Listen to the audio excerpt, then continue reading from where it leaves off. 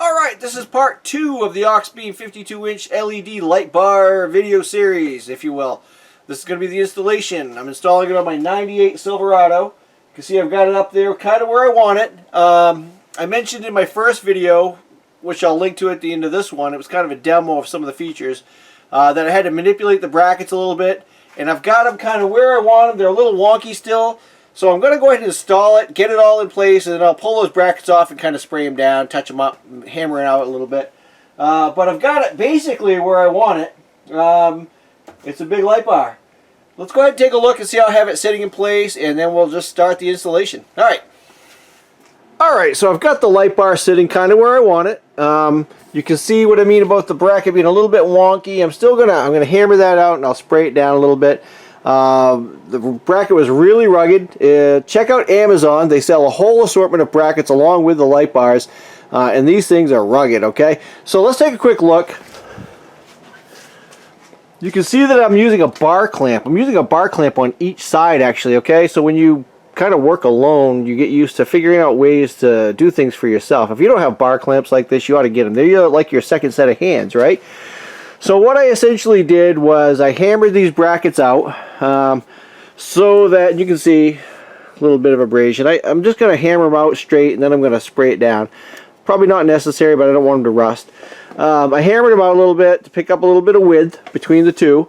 And then all I did was measure from the front edge of the windshield to the bracket, and then I marked it. I don't know if you can see, it's kind of like that blue, it's like a blue metallic pen that you buy, you know, to mark things up. And I did the same on the other side, okay?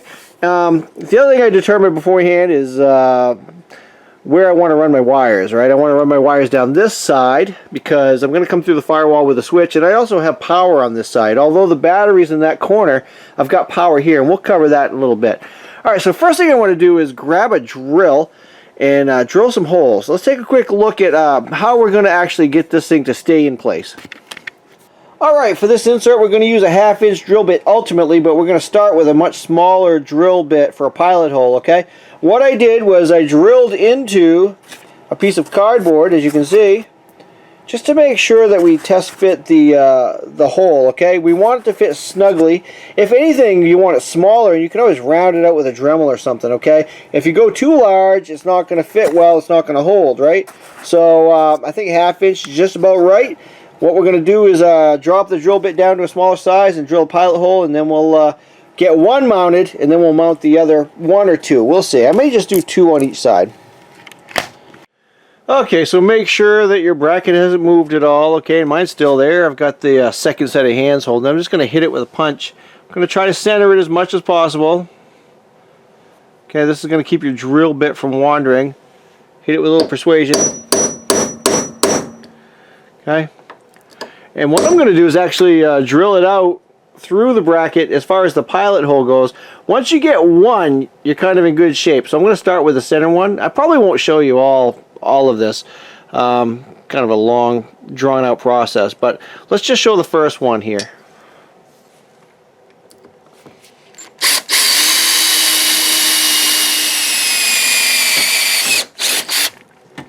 Alright, we'll see if we can do a little more gentle here so I don't knock you over. And you can see that you already applied silicone to the weather stripping here. This must have been pulled off before. Okay, I'm just going to swap out my drill bit.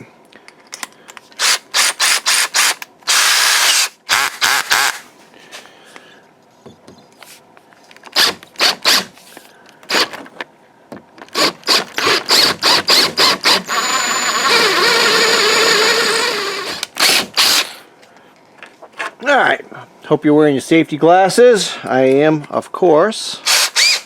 And you'll want to obviously vacuum out your seat. Alright, I'm going to clean that up a little bit and we'll test out the insert, see how it fits. Okay, like right about there, I'm going to take a hammer and just pound it in there.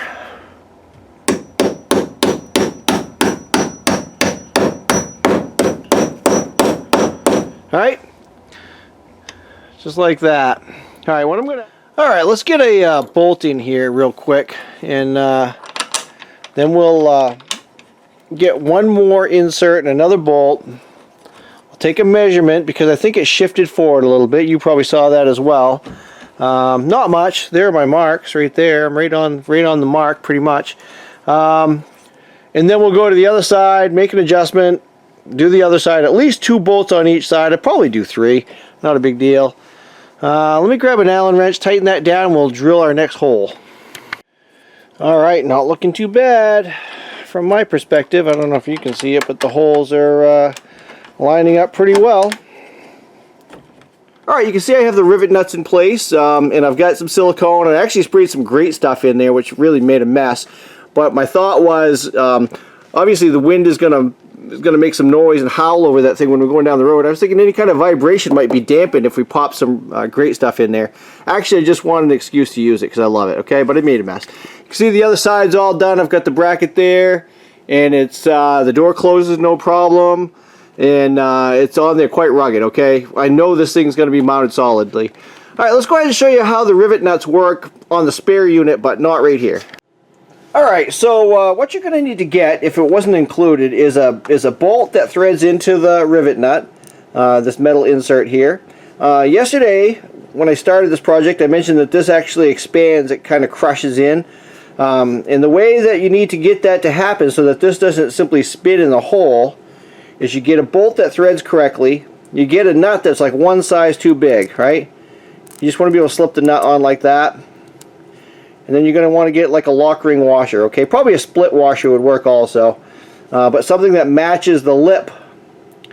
And what's going to happen here is you're going to get to the point where it's making contact, and then this is going to want to spin, right? So what you're going to need to do is hold the nut with the wrench, and then take your socket.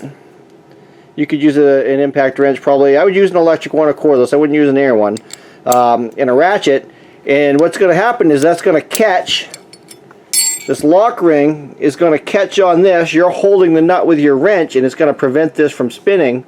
This backside is going to pull in and kind of crush in on the back. That's why they call it a rivet nut, okay? So it works like a rivet. What I may do is with this actually do another video showing how it works. But let's go ahead and show you how one of these works real quick.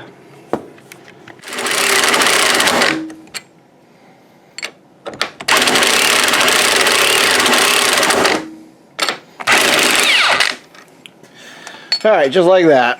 And yes, it's easier with an impact wrench, but you can do it with a socket and a wrench as well. Okay, I'm going to go ahead and do this last one. I'll get the bracket mounted, and we'll get the actual light mounted, then we'll start working on hooking it up. Okay?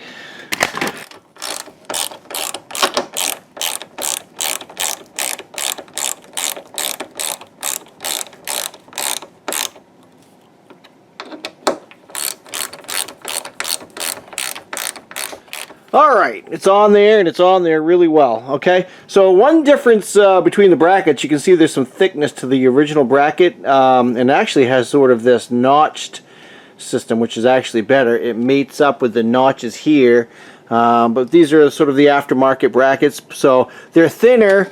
So these original screws bottom out, so you could either use some spacers, or I actually went and bought some. So I'm going to go ahead and get the bar mounted. I want to get moving along here so we can test it out. Alright, so I have the light hooked up. I've got a zip tie, but I haven't tightened it all the way down. What I'm trying to do here is just tuck these wires. You can see I've got this one, this larger wire running on the inside of this molding here. And then I'm just going to put this one sort of outside of it. And I may have to stick this weather stripping on. You can see it was stuck on before this project. Somebody siliconed it. I came through to get under the hood right there. I don't know if you can see it right there where my hand is. I'm on the outside of my hood hinge because I don't want that hitting it all. And what I'll probably do is find a spot to zip tie it. Zip tie it right up out of the way. Okay. I'm going to hook into my power right here, my fuse relay center. We'll get to that next here. Let me get this part finished up. That looks pretty good, huh? Alright, let's get this part finished up and let's hook it up. Alright, so that's what we ended up with. I'm not going to silicone it yet. I'm going to wait until everything's done. But I mean, it's actually tucked in there really well. So, If the truck were newer, I probably wouldn't have to do anything. The door shuts fine, and it doesn't move the wires at all, right? So I think it's nice. All right, so what we need to do, I need to get a light for under here. It's kind of dark. I need to show you how to hook it up, and also we need to run our switches inside the cab. I may not go. All right, let me show you where we're going to get the juice from here. Just going to remove the cover on the old fuse relay center. I'm just going to go right there. I've already tested it. I've got constant 12 volt there. That's going to be my hot or my positive, and I'm going to just ground out the negative. I've got to mount a relay anyway, so I may have to drill a hole. I may have to drill a hole back here as well, because I really do want to zip tie these out of the way from that hinge, just so that it doesn't get caught opening and closing it. Okay, let me disconnect the battery because I don't want to zap myself. You know, if you're working a wrench on that and you ground yourself out, right, you can get a zap. Okay, let's go ahead and disconnect the battery. Alright, so because the eyelet's kind of large, I'm going to use a couple of washers just so it might sit more flat. Pick up a little room there. And of course you want to be thinking about when you run your wire, where is it coming from, right? I don't want the wire coming from over here, I want it coming from over here. And ideally, I'm going to come up under that one. I'm going to put another washer down. That'll kind of flatten that out and make sure that it doesn't move around. The original nut had a lock washer on it as well.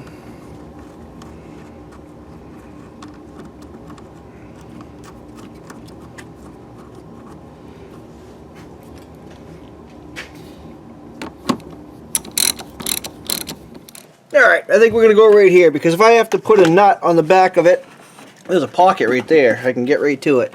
Let's try not to hit any wires.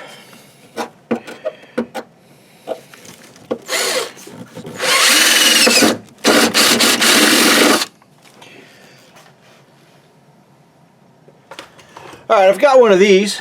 You see these all over the place in automobiles. They're sort of self-tapping or coarse thread bolts. And I think it's just about the right size. Let me get a ratchet. I'm supposed to hit those with my drill. Don't do that. Bent some pins. Alright.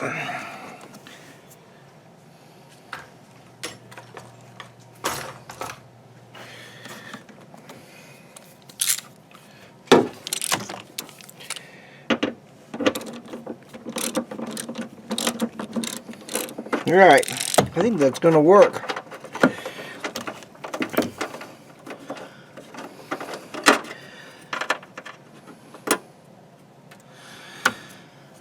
Let's see, we can mount that like this. Nice thing about this spot is I have this pocket to tuck all the extra wire in.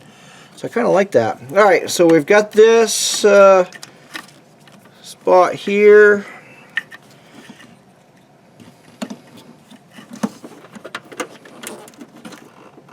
Okay, we make sure we get a good ground out of it.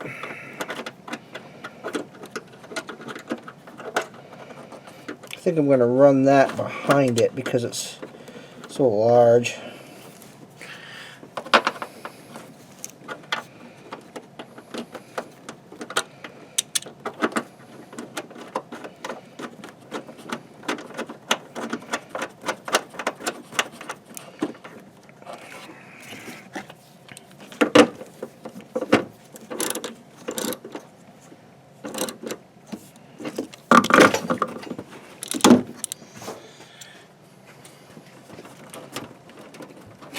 Alright, so before we go too much further, what I really want to do is hook the battery up, hook the switches up, and try it. And then before I have to fish the wires all the way through to the cab, let's test it out right at this point and see if it's working, alright? Let's hook the battery up, and I'll show you how to hook up the switches. Alright, so I've got the battery hooked back up. I'm just going to tuck some wires into that pocket like I mentioned before, get them up out of the way. So it's nice and clean. I like that. I'm still going to drill a hole or figure out how to zip tie those. Got the Bluetooth controller right here. Okay, now one thing I didn't mention when I did the little demo is you can either search for the app on the Play Store, or the Apple or the iTunes Store, or you can just scan these QR codes, right? So it says iPhone or Android right there, and that'll take you to the app. Okay, so we've got to hook up some switches here. I mentioned that there are a bunch of connectors. I'm going to have to disconnect them again to feed the switches back through the firewall, but let's test it out. Okay, so we've got a connector here that goes to the power. We've got two here coming out of the Bluetooth controller. And the nice thing is, I mean, they're all unique, right? They only go, you can only hook it up one way, I guess you put it that way. So there's no real instructions in terms of how they go.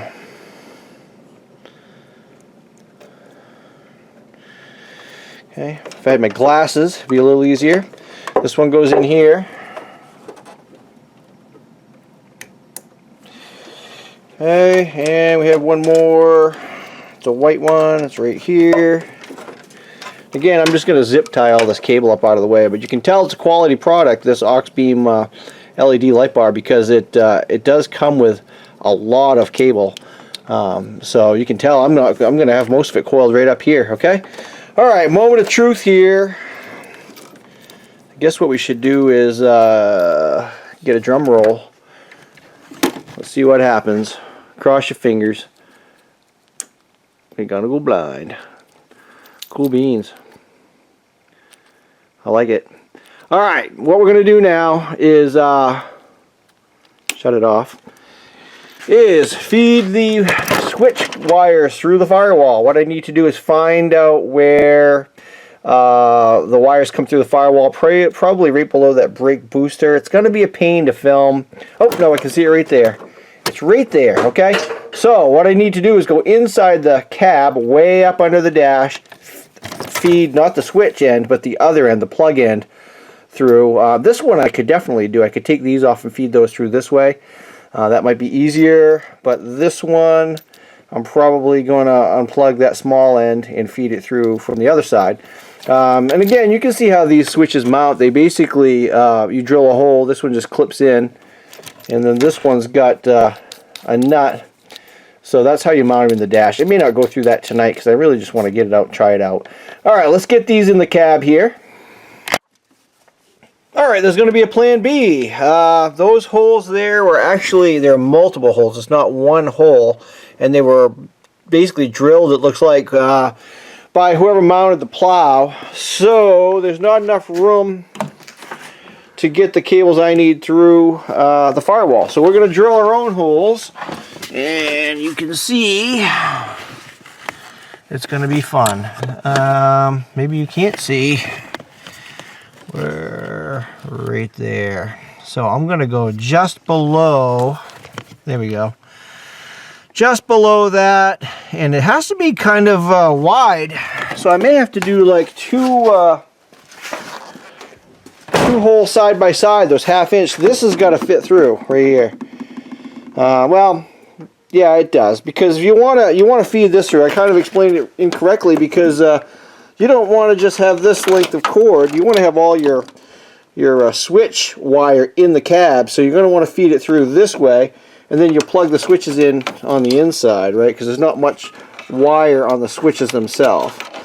So I don't know if I'm going to be able to show you drilling that or not, but let me go ahead and drill that out. First thing I'm going to do is hit it with a punch, just to make sure I'm not hitting anything, right? But I know right below that is pretty safe. All right, let's go ahead and bust out the drill. Alright, let's see where we're at here. What I did was I used some of this 3M backed Velcro to stick the Bluetooth controller right there. I just kind of washed up that fender wall a little bit, you know, and it sticks pretty well. I used this Velcro a couple weeks ago on those LEDs I did. I can link to that at the end of this video here. I ended up taking that relay off right there because that hinge bracket comes down pretty far, and it was going to hit. So you can see I've got zip ties. I did change that sort of self-threading bolt out to a nut and a bolt with a lock washer, just so I could get a good ground. I don't want to have to worry about my ground, okay? That's what the hole looks like, if you can see it.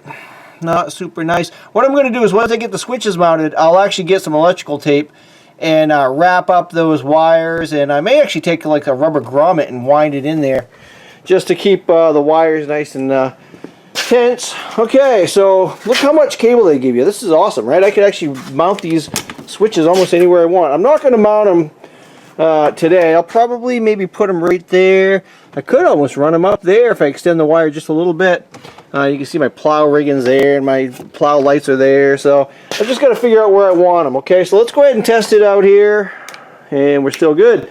I think we're at the moment of truth. What I'm going to do here is back the plow truck out. We'll go see how bright it is outside. All right. Alright, so we're in the same spot we were in a couple weeks ago when we did the LEDs. And speaking of the LEDs, let's go ahead and flip the high beams on. Okay, now let's go ahead and flip the light bar on. Oh yeah, there's a little bit of a difference there. Unbelievable, like daylight out here. Alright, what we're going to do is go to a different spot so we can back up and check the truck out from a distance, okay?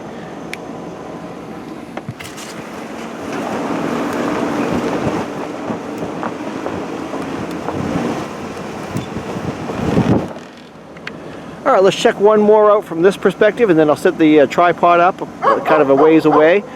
Keith's over there barking at us. I wonder if we can see him. I love this light. Alright, let's go set the tripod up. Alright, we're in a different location. The dogs are driving me crazy, so we came out here to the field. Check that out. That is awesome. Alright, let's go ahead and come back with the tripod a little bit. Check it out from a distance. I'm using the app, which is super convenient when you want to do this kind of thing from away from the vehicle. Hey, listen, last week I sent you to the Auxbeam website, but another place you can go is Amazon. If you haven't checked out Auxbeam products yet, go to Amazon and do a search for Auxbeam. They have these light bars, they have the mounts, they have all kinds of stuff. Alright, let's go ahead and check out and see if the Bluetooth... See, I mean, this is a pretty good distance. And remember, we're going through the fender wall now. It's not like we're right in the garage like we were last week. Okay. Hey, another feature that we didn't show last week is this randomizer. Basically, you can shake the phone and it changes the color. That's kind of cool. But hey, thanks for watching. You know what? Hopefully this video's been helpful. This Auxbeam light bar is just amazing. I love it. Leave questions and comments below. And if you found it helpful, give me a thumbs up. You probably can't see it. Hit subscribe and check out Auxbeam on Amazon. They are awesome. Thanks for watching. Have fun, and hey, happy holidays to you. It's basically tomorrow's Christmas Eve, and I hope everyone has a healthy and safe Christmas and New Year's. All right? Thanks for watching.